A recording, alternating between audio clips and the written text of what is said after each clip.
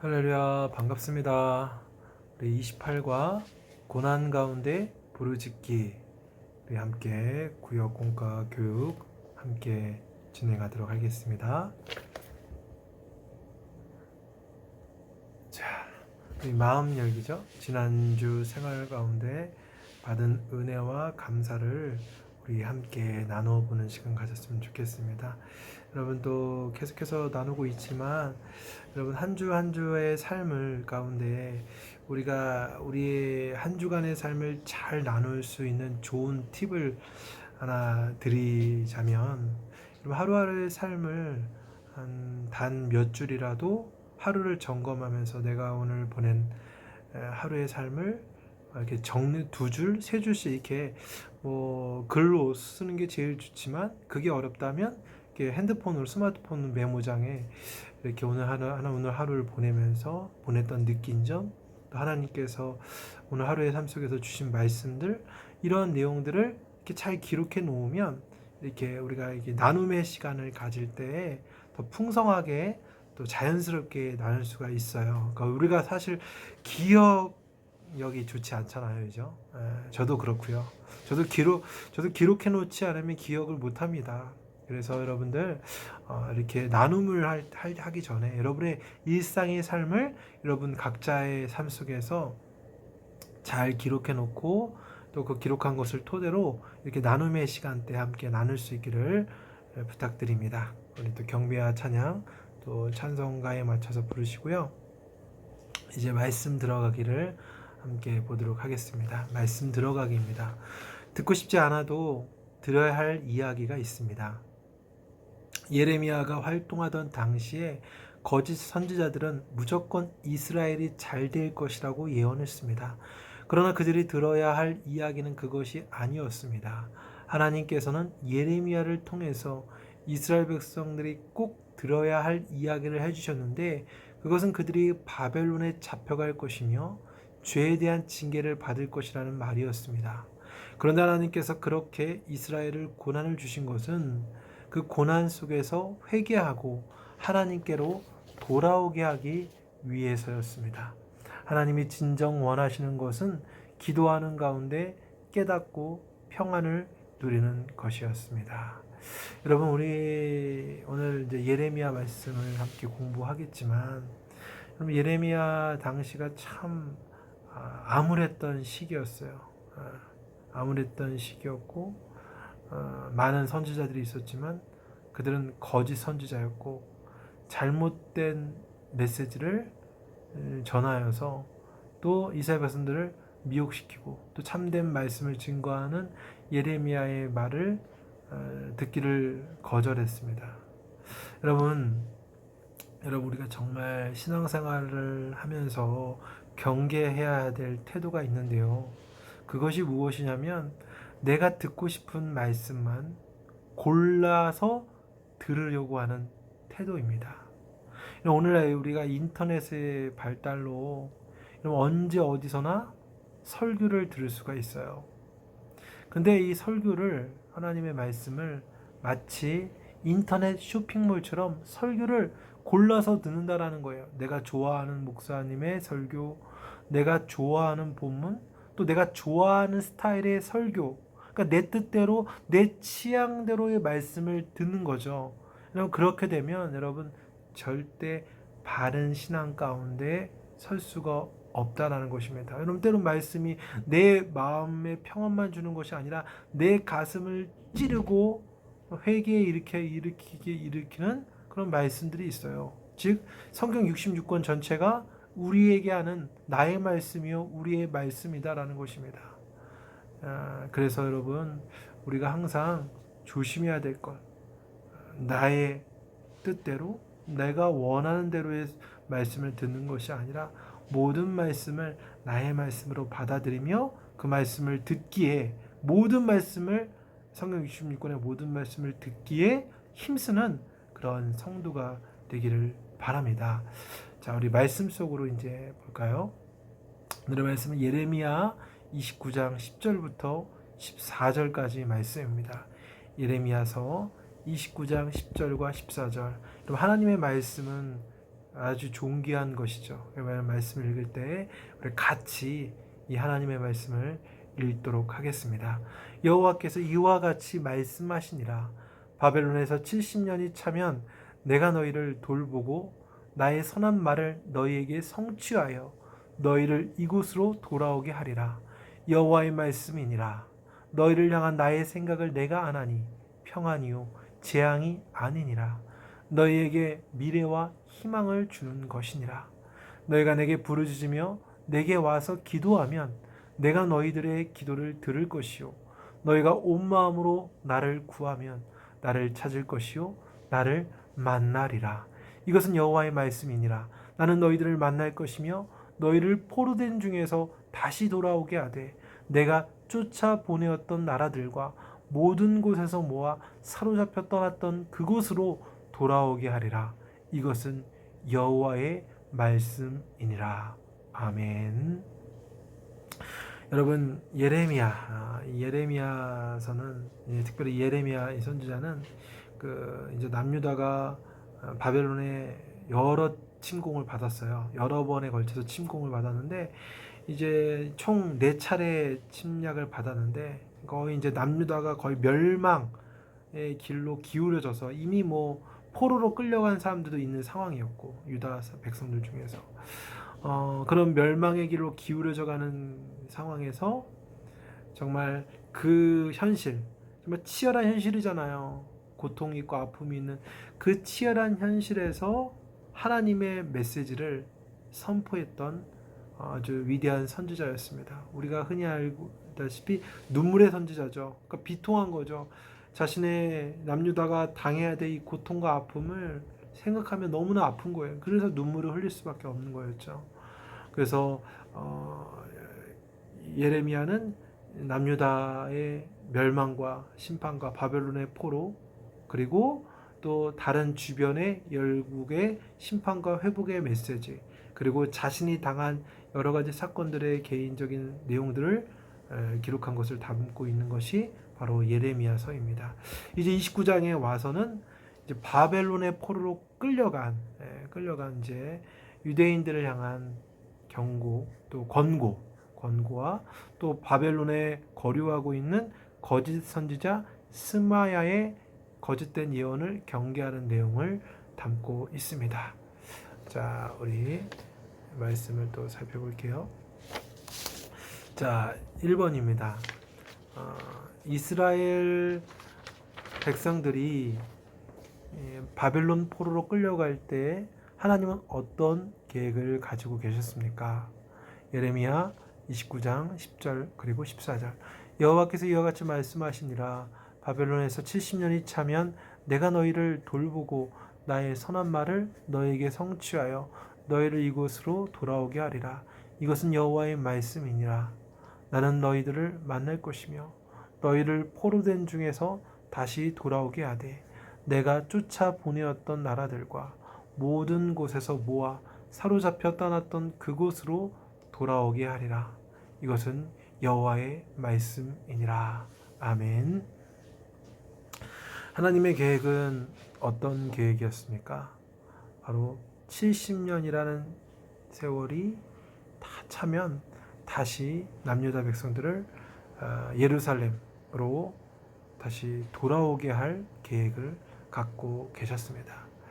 여러분, 이 말씀은 두 가지 사실을 우리에게 이야기해 주고 있어요. 첫 번째는 유다 백성들의 70년 바벨론 포로 생활은 변하지 않는 사실이라는 거예요. 이것은 뭐 뒤집을 수도 없어요. 뭐 69년, 68년, 65년의 세월이 아니라 정확히 70년의 징계의 기간, 바벨론 포로의 기간을 반드시 보내야 된다라는 메시지고요. 두 번째로 70년의 징계 기간이 끝날 기간이 다 차면 하나님께서는 유다 백성들을 반드시 본국으로 이스라엘의 땅, 가나안 땅이었죠. 예루살렘으로 귀환시킨다라는 것. 이 두 가지 뜻을 담고 있습니다. 여러분, 이 계획은 어떻게 됩니까? BC 539년 바벨론을 정복한 페르시아 고레스 왕이 통치하던 해 포로 귀환 명령에 따라 유다 바벨론에 잡혀 있었던 포로였던 유다 백성들은 본국으로 본인들의 고국으로 예루살렘으로 돌아갈 수 있게 되었습니다. 실제적으로 성취되었다라는 거죠. 여러분 하나님께서는 이처럼 징계와 동시에 회복까지도 결정해 놓으셨다라는 겁니다. 여러분 그럼 이런 질문이 생길 수 있어요. 아니 하나님께서 애초에 이스라엘 백성들, 그 남유다 백성들을 징계하지 말고 바로 회복시켜 주시면 안 될까요? 라는 생각이, 그런 질문이 들을 수 있습니다. 여러분 그러나 그것은 잘못된 생각입니다. 하나님께서는 죄에 대해서, 우리 죄에 대해서 쉽게 이해하고 죄에 대해서 쉽게 편안하게 용납해 주시는 분이 아니다라는 것이죠. 여러분 하나님께서는 죄와 함께하는 인간과 함께할 수 없어요. 예. 왜 그렇습니까? 우리 하나님께서는 거룩하신 하나님이에요. 정말 1.1핵이 아니라 단 1점이라도 하나님께서는 하나님의 존재 자체에 죄가 존재할 수가 없다라는 거예요. 죄와 완전히 분류되신 분이에요. 예. 그런데 죄를 갖고 있는 인간이 하나님이 어떻게 해요? 함께 할 수가 없다라는 거죠. 죄를 갖고 있는 인간이 감히 하나님과 함께 할 수가 없다라는 거죠. 그래서 그 죄에 대한 합당한 값을 치러야 된다는 거죠. 죄가 그만큼 무섭고 강력하기 때문이라는 것입니다. 그리고 그 죄에 대한 값을 치르면서 동시에 하나님의 치유와 회복이 이루어진다라는 거죠. 단순히 징계가 징계로서 끝나는 것이 아니라 그것이 곧 하나님께서 이스라엘 백성들을 정화시키고 회복시키는 의미를 담고 있다라는 것입니다. 이것이 바로 하나님의 계획이었다라는 것이죠. 2번입니다. 하나님은 지금 이스라엘 백성들을 향해서 회초리를 들고 계십니다. 하지만 하나님의 진심은 어떤 것이었습니까? 예레미야 29장 11절 여호와의 말씀이니라 너희를 향한 나의 생각을 내가 아나니 평안이요 재앙이 아니니라 너희에게 미래와 희망을 주는 것이니라. 아멘. 하나님께서 하나님의 진심은 평안이고 또 이스라엘 백성들에게 희망을 주는 것이었어요. 그러나 중요한 건 하나님께서 분명히 이스라엘 백성들을 향해서 70년이라는 바벨론 포로 70년의 세월이라는 징계의 회초리를 들었다라는 것이죠. 그 목적은 일본에서도 얘기했지만 그 남유다의 회복이 목적이었다라는 것이죠. 여러분 부모가 자녀에게, 특별히 어린 자녀죠. 어린 자녀에게 매를 드는 경우가 있어요. 그죠? 그 매를 든 이유가 무엇입니까? 내 자녀가 미워서, 아니면 내 자녀에게 고통을 주고 싶어서, 아니면 또 사랑하지 않아서 매를 드는 겁니까? 아니죠. 오히려 역으로 진심으로 자녀를 사랑하기 때문에 매를 든 거예요. 그 회초리를 통해서 고통을 겪으면서 잘못을 깨달으라는 거죠. 그리고 그가 잘못된 길에서 바른 길로 돌아오게 하기 위해서 피치 못하게 매를 드는 거라는 거죠. 사랑하기 때문에. 그럼 사랑하지 않으면 나타나는 특징이 뭔지 아십니까? 방관이에요, 방관. 예. 어떻게 되든 상관이 나랑 없다라는 거예요. 그 사람이 뭐 잘못된 길로 가든 말든 나 상관없으니까 방관하는 거죠. 근데 여러분 자녀를 방관합니까? 잘못된 길로 가고 있는데, 예를 들면 절벽의 길로 가고 있는데 어떻게 하겠습니까? 뭐 패서라도이죠. 소위 패서라도 그 절벽에서 안전한 곳으로 끌어내려고 할 거 아니에요. 그게 부모의 마음 아닙니까? 여러분 하나님께서 남유다 백성들과 어떤 것을 원했습니까? 남유다의 평안, 즉 샬롬의 관계를 원하셨어요. 샬롬을 원하셨어요. 하나님의 원함이 샬롬이에요.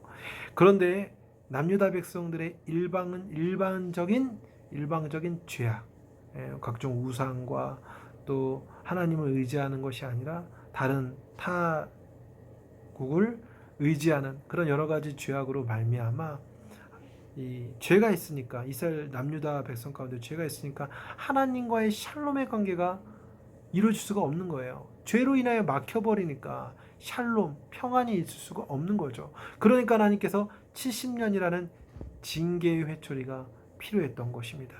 회초리를 맞아야만 유다가 하나님께로 돌이킬 수 있고 참된 하나님의 백성다움으로, 거룩한 백성다움으로 회복될 수 있었기 때문이라는 거죠. 여러분, 우리가 하나님 앞에 범죄하는 경우가 생길 수도 있어요. 그죠? 그리고 그 결과 원치 않는 고난의 때, 원치 않지만 하나님께 매를 맞을 수 있을 때가 있을 수 있다라는 것이죠. 여러분, 그때 우리가 조심해야 될 터는 절대 원망과 불평으로 나아가는 것이 아니라 인내함으로, 인내가 필요해요. 인내와 하나님 앞에, 또 세상 앞에 침묵하는 거예요. 그리고 하나님의 뜻을 찾으려고 애를 써야 된다는 거예요. 그러니까 인내하면서 그냥 가만히 씩씩거리면서 참는 것이 아니라 하나님의 뜻을 찾는 거예요. 이런 하나님의 뜻은 우리를 망하게 하고 우리를 절망에 빠뜨리기 위함이 아니라 도리어 하나님과 하나님 자신과의 관계를 회복시키기를 원해요. 우리에게 희망을 주시고 우리를 소망 주기를 원한다라는 거예요. 그래서 우리가 돌이켜 하나님 앞에 나아가면 여러분, 하나님께서는 반드시 샬롬, 우리에게 평안으로 회복시켜 주신다라는 사실을 여러분 믿으시기를 바랍니다. 자, 3번이에요. 하나님께서는 이스라엘 백성을 다시 가나안 땅으로 돌아오게 할 계획을 갖고 계시며 그 전에 무엇을 요구하셨습니까? 예레미야 29장 12절부터 13절입니다. 너희가 내게 부르짖으며 내게 와서 기도하면 내가 너희들의 기도를 들을 것이요 너희가 온 마음으로 나를 구하면 나를 찾을 것이요 나를 만나리라. 아멘. 여러분, 하나님께서 우리에게 요구했던 것, 남유다 백성들, 유다 백성들, 유대인들에게 무엇을 원하셨습니까? 바로 온 마음, 전심을 다하여, 온 마음을 다해서 하나님께 기도하는 거였습니다. 하나님께 기도하는 것을 하나님께서는 원하셨다라는 것입니다. 그럼 어떤 기도를 원하셨을까요? 바로 회개의 기도를 하나님께서는 받으시기를 원했다라는 것입니다. 하나님을 떠나, 유다 백성들이 하나님을 떠나 각종 우상 숭배를 하고 또 부정부패와 공의가 완전히 상실된 모습과 또 가난하고 억울한 사람들, 이런 약자들을 무시하는 이런 악한 행위에 대해서 철저히 회개하며 기도하기를 하나님께서는 원하셨다라는 것입니다. 여러분, 하나님께서는 우리가 어떤 삶을 살았든 또 과거에, 이전에 내가 어떤 사람이었든지 상관하지 않고 우리가 진정으로, 진심으로, 온 마음으로 회개하고 하나님을 찾는다면 우리 하나님께서는 절대 외면하지 않으시고 우리를 만나주시며 우리를 용서해 주신다라는 사실을 기억하시길 바랍니다. 여러분, 우리가 또 하나님의 징계로 인해서 혹 내가 나의 생각에 하나님이 나를 버린 것 같다라는 그런 잘못된 생각에 빠질 때라도 여러분, 여전히 하나님의 은혜는 멈추지 않고 계속된다는 사실을 여러분 믿으시길 바라요. 그리고 그 순간 하나님께서는 열정적으로 우리를 기다리신다. 그러니까 우리는 무엇을 해야 된다? 바로 그분 앞에 나아가 기도하는 것. 그럴 때 하나님의 놀라운 은혜를 경험할 수 있다라는 것입니다. 그럼 빨리 돌아가야 되겠죠. 그게 바로 기도라는 것입니다. 자, 4번입니다. 하나님은 온 마음으로 하나님을 찾고 구하면서 기도하는 사람에게 어떤 약속을 주셨습니까? 예레미야 29장 12절부터 13절입니다. 너희가 내게 부르짖으며 내게 와서 기도하면 내가 너희들의 기도를 들을 것이요 너희가 온 마음으로 나를 구하면 나를 찾을 것이요 나를 만나리라. 아멘. 여러분, 기도하는 사람에게 어떤 약속을 주십니까? 그 기도를 들어주시고 또 만나 주신다. 그 기도하는 사람과 하나님 만남을 허락해 주신다라고 말씀하고 있어요. 여러분, 남유다 백성들이, 유다 백성들이 이전에 정말 열심을 다해 섬겼던 수많은 우상들이 있습니다. 그 우상들은 입이 조각되어 있어도 말을 할 수가 없었어요. 또 귀가 조각되어 있다 할지라도 들을 수가 없었고, 손과 발이 조각되었어도 그 기도하는 사람의 삶에 개입해서 역사할 수가 없었다라는 거죠. 그냥 형상일 뿐인 거예요. 아무런 능력이 없는 무능력한 형상이었다는 거죠. 그러나 살아계신 하나님, 전능하신 하나님께서는요, 우리의 정말 작은 신음까지도 들으시는 분이라는 거죠. 여러분, 부모는 영아의 아이, 그러니까 정말 갓 태어난 아이, 100일이 안 된 아이를 키울 때 밤에 잘 때 깊게 잠들 수가 없어요. 왜 그래요? 정말 아이의 정말 작은 울음소리도 놓치지 않고 깨어서 그 아이를 돌봐야 되기 때문에 그래요. 그렇죠? 호흡을 잘 못하거나 뭐가 막히거나 또 배가 고프거나 할 수 있잖아요. 그렇죠? 그런 울음, 작은 울음까지도 캐치해서 깨어서 돌봐줘야 된다는 거죠. 근데 중요한 건 그러한 태도를 24시간, 48시간, 72시간 내내 유지할 수는 없어요. 왜요? 우리 인간의 한계가 있기 때문에 그렇다는 거죠. 그러나 우리 하나님은 졸지도 않으시고 또 주무시지도 않으세요. 우리를 향한 영원한 관심과 무한한 사랑으로 우리를 지켜보고 계시고 또 우리가 하는 말, 우리의 기도를 들으시는 분이라는 거예요. 여러분, 하나님께서 우리의 그 소리에 아주 세밀하게 여러분 귀 기울이고 계신다라는 사실을 기억하시기 바랍니다. 여러분, 구약의 이스라엘 백성들이 애굽 땅에서 400년이라는 고통의 시간을 보냈잖아요. 근데 그 고통, 노예로 보내는 그 고통스러운 시간 가운데 그 이스라엘 백성들이 고통의 소리, 탄식하는 소리를 하나님께서 들으셨다라는 거예요. 하나님께서 들으시고 고통의 소리를 들으시고 모세를 보내어서 이스라엘 백성들을 애굽에서 건져 주셨다는 거죠. 여러분, 우리 인생에 수많은 문제들이 있어요. 문제 더미죠, 문제 더미. 그 문제를 어떻게 풀 수 있습니까? 모든 문제의 해결자요, 근원자이신 하나님을 만나게 되면 해결이 된다는 것이죠. 하나님께서 우리를 만나주시고 함께해 주시면 닫힌 문도 열리게 되고 막힌 문도 뚫리고 복잡한 실타래와 같은 문제도 쉽게 풀리게 됩니다. 그런 능력을 갖고 계시는 분이시죠. 그래서 우리 인생에 정말 진정한 형통이 무엇이냐면 어떤 물질, 권력, 나의 건강, 이것이 형통이 아니라 하나님께서 언제 어디서나 나와 함께 하시는 것, 이것이 바로 우리 성도들이 가장 원하는 형통이라는 것이죠. 바로 기도가 그런 능력을 줍니다. 기도가 하나님과의 교제, 또 하나님이 들으시고 또 하나님과의 만남이 이루어지는 것이 바로 기도라고 할 수 있다라는 거죠. 그래서 여러분들이 언제 어디서나 늘 하나님을 찾고 또 의지하며 나아가는, 그래서 그분과의 교제가 이루어지고 그분과의 임만회, 함께 하심을 날마다 경험하기를 축복합니다. 자, 나눔입니다. 고난 중에 부르짖었을 때 주셨던 하나님의 은혜는 무엇이었습니까? 현재 고난 가운데 있다면 어떻게 기도하며 나아갈지 이야기해 봅시다.